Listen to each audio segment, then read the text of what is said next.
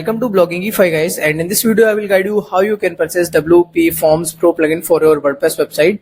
So let's get started. So don't worry, I will provide you the direct product link in the description box. So just click on the description link.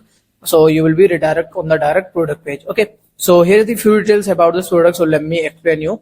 So uses for one domain. Update validity 1 year or lifetime. So if you here select 1 year, then pricing is $10, and if you select here lifetime, then pricing is $30 for a one domain. Okay, so here you can see installation manually we will install. That means you have to share your website temporary access with us, and we will install your product in a few minutes. Okay, that's a simple process.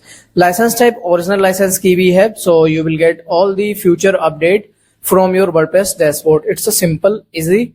Okay, so if you want to purchase this one, so just click on add to cart button, and if you feel any kind of issue and if you have any doubt, you can just click on order via WhatsApp and contact with us. Okay, so in this case I want to purchase this one, so just click on add to cart button. Now click on checkout button, and here you have to fill your billing information and select your payment method. Okay, now just click on I have read and agree to the website terms and condition and confirm your payment.